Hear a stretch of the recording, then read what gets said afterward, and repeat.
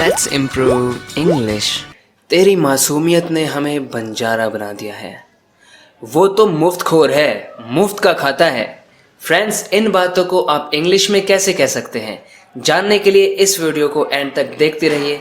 मैं आपको बताने वाला हूं कुछ ऐसे ही हिंदी के सेंटेंसेस का इंग्लिश ट्रांसलेशन। आपको समझाऊंगा कि इन बातों को हम इंग्लिश में कैसे एक्सप्रेस कर सकते हैं। आप डेफिनेटली अपने इंग्लिश को इम्प्रूव करेंगे। वीडियो को देखते रहिए। तो फ्रेंड्स, आपको क्या करना है, जैसे ही मैं हिंदी की कोई बात बताऊं, आपको कोशिश करनी है उसे इंग्लिश में कहने की। इससे आपकी प्रैक्टिस होगी और उसके बाद मैं तो बताऊंगा ही। और एक बात को कहने के बहुत तरीके होते हैं, ये भी आप ध्यान रखना। तेरी मासूमियत ने हमें बंजारा बना दिया है। एक्चुअली किसी ने मुझसे कमेंट करके ये सवाल पूछा कि इसे इंग्लिश में कैसे कह सकते हैं। तो हम कह सकते हैं, your innocence has made me a nomad. Nomad हम कहते हैं ऐसे लोगों को जिनका एक ठिकाना नहीं होता, यहाँ से वहाँ दर बदर भटकते रहते हैं, कभी कहीं बसेरा कभी कहीं बसेरा, एक परमानेंट हाउस नहीं होता। तो वैसे लोगों को हम नोमैड कहते हैं या जिप्सी भी कहते हैं। Nomad is more common. तो फ्रेंड्स, बंजारा यानी कि नोमैड और Gypsy. Your innocence has made me a nomad और अ जिप्सी। वो तो मुफ्तखोर है, मुफ्त का खाता है, मतलब कि। तो ऐसी बात के लिए हम इंग्लिश में कुछ वर्ड्स का यूज कर सकते हैं। मैं आपको बताता हूं। आप कह सकते हैं, he is a parasite, he is a freeloader, he is a sponger. तो इन तीनों में से आप किसी भी वर्ड का यूज कर सकते हैं। ऐसा आदमी जो हमेशा दूसरों के खर्चे पे डिपेंडेंट रहता है, उसे लगता है कि ये मुझे देगा, ये मेरी हेल्प करेगा, ये मुझे खाना देगा, कपड़े देगा और बदले में मैं उसके लिए कुछ नहीं करूंगा। तो ऐसे आदमी को हम मुफ्तखोर कहते हैं। तो इंग्लिश में उसके लिए हम पैरासाइट, फ्री लोडर या स्पंजर का यूज कर सकते हैं, जिसमें से फ्री लोडर सबसे ज्यादा कॉमन है।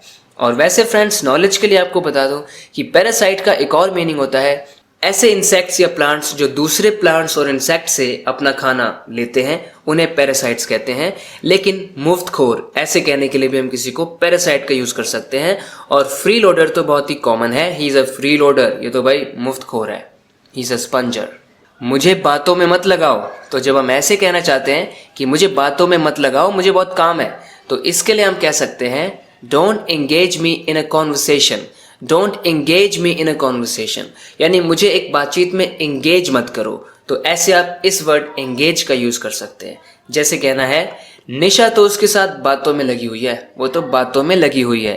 तो हम कह सकते हैं, Nisha is engaged in a conversation with him. Nisha is engaged in a conversation with him यानी उसके साथ एक कॉन्वर्सेशन में निशा एंगेज्ड है, यानी उसी में लगी हुई है बातों में। सावधानी हटी, दुर्घटना घटी। यह भी फ्रेंड्स एक व्यूअर ने मुझसे कमेंट करके पूछा। तो इसके लिए हम इंग्लिश में कैसे कह सकते हैं, मैं आपको बताता हूं।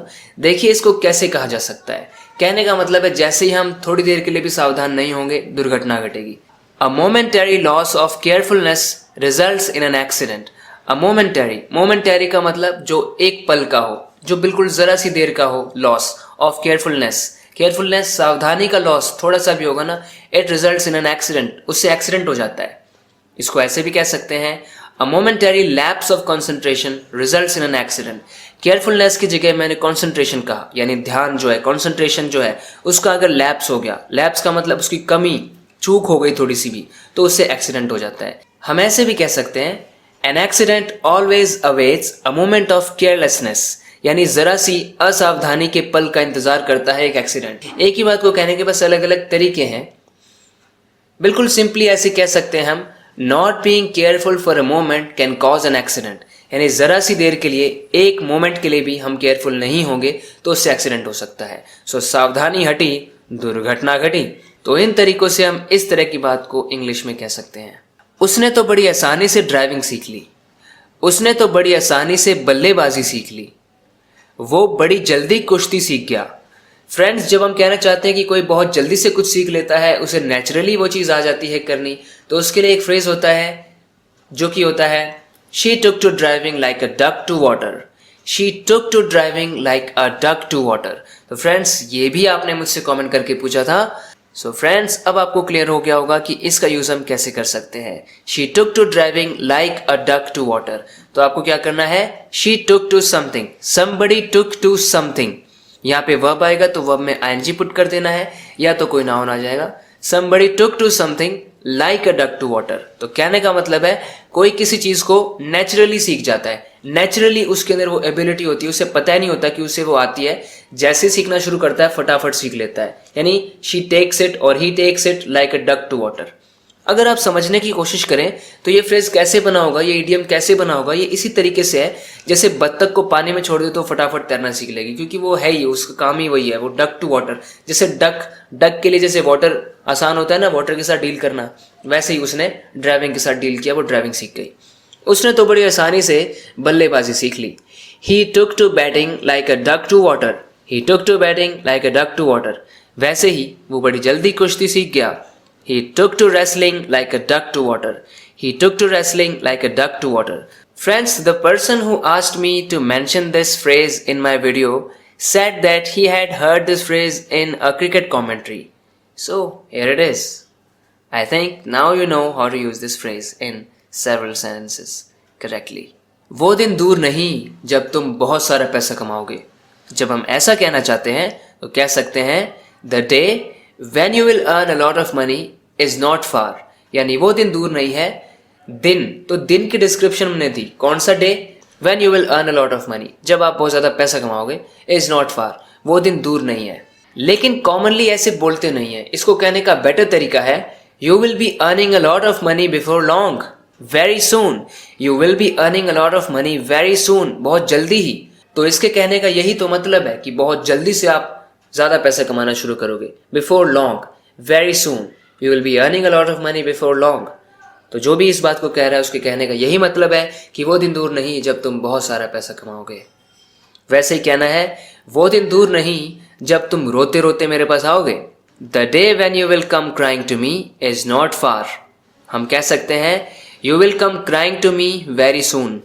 मतलब वही है, वो दिन चले गए जब मैं भी क्रिकेट का दीवाना हुआ करता था। तो आपने ये पूछा, इसे इंग्लिश में कह सकते हैं Gone are the days when I used to be fond of cricket, when I used to be fond of cricket, या फिर when I used to be crazy about cricket।